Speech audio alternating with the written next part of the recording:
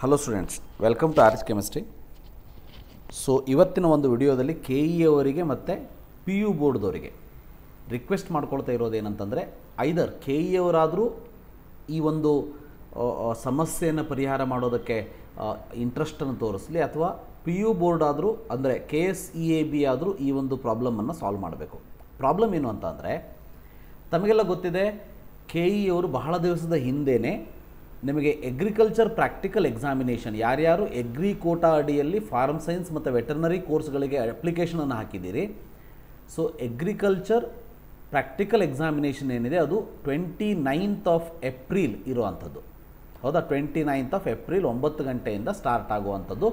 So ಸುಮಾರು 17 ಕೇಂದ್ರಗಳಲ್ಲಿ examination ನಡೀತದೆ. ಮತ್ತು ಇವತ್ತು ನಿಮ್ಮ ಒಂದು ಸರ್ಟಿಫಿಕೇಟ್ಸ್ಗಳನ್ನು ಅಪ್ಲೋಡ್ ಮಾಡೋದಕ್ಕೆ ಲಾಸ್ಟ್ ಡೇಟನ್ನು ನೀಡಿರುವಂಥದ್ದು.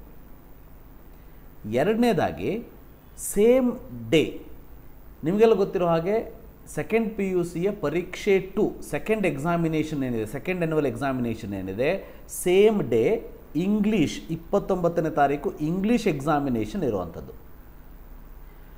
ಸೊ ಆದ್ದರಿಂದ ವಿದ್ಯಾರ್ಥಿಗಳು, ಇದು ಕೂಡ ಬೆಳಗ್ಗೆ 10 ಗಂಟೆಯಿಂದ 1 ಗಂಟೆ ತನಕನೇ ಇರ್ತದೆ, ಅದು ಕೂಡ ಬೆಳಗ್ಗೆ 9 ಗಂಟೆಗೆ ಎಕ್ಸಾಮಿನೇಷನ್ ಸ್ಟಾರ್ಟ್ ಆಗ್ತದೆ. ಸೊ ನನ್ನ ಒಂದು ರಿಕ್ವೆಸ್ಟ್ ಇಷ್ಟೇ, ಐದರ್ ಈ ಇಂಗ್ಲೀಷ್ ಎಕ್ಸಾಮನ್ನು ಬೇರೆ ದಿವಸಕ್ಕೆ ಶಿಫ್ಟ್ ಮಾಡಿ, ಅಥವಾ ಅಗ್ರಿಕಲ್ಚರ್ ಪ್ರಾಕ್ಟಿಕಲ್ ಎಕ್ಸಾಮಿನೇಷನನ್ನು ನೀಟ್ ಎಕ್ಸಾಮಿನೇಷನ್ ಆದ ಮೇಲೆ ಶಿಫ್ಟ್ ಮಾಡಿ.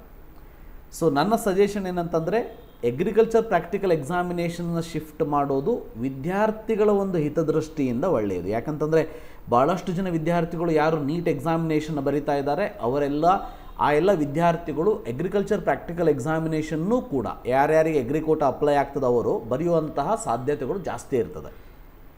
ಆ ಕಾರಣಕ್ಕೆ ಬೇಕಾದ್ರೆ ಇಂಗ್ಲೀಷ್ ಎಕ್ಸಾಮನ್ನು ಹಾಗೆ ಇಟ್ಟು ಪ್ರಾಕ್ಟಿಕಲ್ ಎಕ್ಸಾಮಿನೇಷನನ್ನು ನೀಟ್ ಎಕ್ಸಾಮಿನೇಷನ್ ಆದಮೇಲೆ ಮುಂದೆ ಹಾಕಿದರೆ ಸೊ ನಮ್ಮ ವಿದ್ಯಾರ್ಥಿಗಳಿಗೆ ಬಹಳ ಸಹಾಯ ಆಗ್ತದೆ. ಸೊ ಈ ಒಂದು ನಿಟ್ಟಿನಲ್ಲಿ GKVK ಬೆಂಗಳೂರು ಯೂನಿವರ್ಸಿಟಿಯವರು ಮತ್ತು KE ಅವರು ಸೊ ತಮ್ಮ ನಿರ್ಧಾರವನ್ನು ಆದಷ್ಟು ಬೇಗ ತಿಳಿಸಿದರೆ ನಮ್ಮ ವಿದ್ಯಾರ್ಥಿಗಳೇ ಒಳ್ಳೆಯದಾಗ್ತದೆ.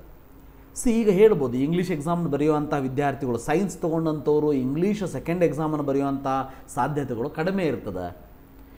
ಕಡಿಮೆ ಇರ್ತದೆ ಅಂತಂದರೆ, ಯಾರೋ ಒಬ್ಬ ವಿದ್ಯಾರ್ಥಿ ಇಂಗ್ಲೀಷ್ ಎಕ್ಸಾಮನ್ನು ಬರೀತಾನೆ, ಅಗ್ರಿಕಲ್ಚರ್ ಪ್ರಾಕ್ಟಿಕಲ್ಲೋ ಒಂದು ಇದೆ ಅಂತ ಅಂದರೆ ಒಬ್ಬ ವಿದ್ಯಾರ್ಥಿಗೆ ಅನ್ಯಾಯ ಆದರೂ ಕೂಡ ಅದು ಅನ್ಯಾಯನೇ ಅಲ್ವಾ?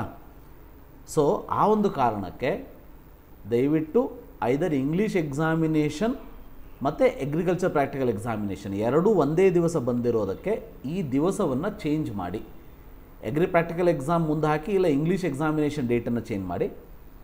ಆದರೆ ನನ್ನ ರಿಕ್ವೆಸ್ಟ್ ಇಷ್ಟೇ, ಇದನ್ನೇನೋ ಮಾಡೋದಕ್ಕೆ ಹೋಗಬೇಕು ಅಂಥೇಳಿ 29th ಇಂಗ್ಲೀಷ್ ಎಕ್ಸಾಮನ್ನು 10 ಗಂಟೆಯಿಂದ 1 ಗಂಟೆ ತನಕ ಇಟ್ಟುಬಿಟ್ಟು, ಸೊ ಆಫ್ಟರ್ನೂನ್ ಈ UG ಪ್ರಾಕ್ಟಿಕಲ್ ಎಕ್ಸಾಮಿನೇಷನ್ ಏನು ಮಾರ್ನಿಂಗ್ ಇತ್ತು ಅದನ್ನು ಆಫ್ಟರ್ನೂನಿಗೆ ಶಿಫ್ಟ್ ಮಾಡೋದಕ್ಕೆ ಹೋಗಬೇಡಿ. ಯಾಕಂದರೆ ವಿದ್ಯಾರ್ಥಿಗಳು ಈ ಒಂದು ಇಂಗ್ಲೀಷ್ ಎಕ್ಸಾಮಿನೇಷನನ್ನು ಯಾವುದೋ ಒಂದು ಊರಲ್ಲಿ ಬರಿತಾ ಇರ್ತಾರೆ, ಅಂದರೆ ಅವರ ಕಾಲೇಜ್ ಎಲ್ಲಿ ಟ್ಯಾಗ್ ಆಗಿರ್ತದೆ ಅಲ್ಲಿ ಬರಿತಾ ಇರ್ತಾರೆ. Practical examination centre may be ತಮ್ಮ ಊರಲ್ಲಿ ತೊಗೊಂಡಿರ್ಬೋದು. ಅದೇ ದಿವಸ ಇಲ್ಲಿ 1 ಗಂಟೆ ಎಕ್ಸಾಮ್ ಮುಗಿಸಿ ಏನಾದರೂ ಒಂದು 2 ತಾಸು ಜರ್ನಿ ಮಾಡುವಂತಹ ಅಂದರೆ ಅಷ್ಟು ದೂರದ ಒಂದು ಎಕ್ಸಾಮಿನೇಷನ್ ಸೆಂಟರ್ ಕೋಟಾದು ಇತ್ತು ಅಂತಂದರೆ ಎಕ್ಸಾಮಿನೇಷನ್ಗೆ ಹೋಗೋದು ತ್ರಾಸಾಗ್ತದೆ. ಅದಕ್ಕೆ ಸೇಮ್ ಡೇ ಟೈಮಿಂಗನ್ನು ಚೇಂಜ್ ಮಾಡೋದು ಯಾವುದೇ ರೀತಿಯ ಸಹಾಯ ಆಗೋದಿಲ್ಲ. ಸೊ ಐದರ್ ಅಗ್ರಿ ಪ್ರಾಕ್ಟಿಕಲ್ ಎಕ್ಸಾಮನ್ನು ನೀಟ್ ಎಕ್ಸಾಮ್ ಆದಮೇಲೆ ಹಾಕಿ, ಇಲ್ಲ PUCಯ ಇಂಗ್ಲೀಷ್ ಎಕ್ಸಾಮಿನೇಷನನ್ನು ಚೇಂಜ್ ಮಾಡಿ. ಐದರ್ ಒಬ್ಬ ವಿದ್ಯಾರ್ಥಿ ಇಂಗ್ಲೀಷನ್ನು ಬರಿತಾ ಇದ್ದಾನೆ ಅವತ್ತಿನ ದಿವಸ ಅಂತಂದರೂ ಕೂಡ ಸೊ ಆ ಒಬ್ಬ ವಿದ್ಯಾರ್ಥಿ ಹಿತದೃಷ್ಟಿಯನ್ನು ನೋಡುವಂತಹ ಒಂದು ಜವಾಬ್ದಾರಿ KE ಅವ್ರದ್ದು ಆಗಿರ್ತದೆ, GKVK ಬೆಂಗಳೂರು ಅವ್ರದ್ದು ಆಗಿರ್ತದೆ, ಮತ್ತು KSEABದವ್ರದ್ದು ಕೂಡ ಆಗಿರ್ತದೆ. ಅಟ್ಲೀಸ್ಟ್ ಇದು ಅಗ್ರಿಕಲ್ಚರ್ ಪ್ರಾಕ್ಟಿಕಲ್ ಎಕ್ಸಾಮ್ ಭಾಳ ದಿವಸದ ಹಿಂದೆಯೇ KE ಅವರು ಫಿಕ್ಸ್ ಮಾಡಿರೋದಕ್ಕೆ KSEABದವರು ಇಂಗ್ಲೀಷ್ ಎಕ್ಸಾಮನ್ನು ಫಿಕ್ಸ್ ಮಾಡಬೇಕಾದ್ರೆ ನೋಡ್ಕೊಳ್ಬೇಕಿತ್ತು, ಅದು ಆಗಿಲ್ಲ.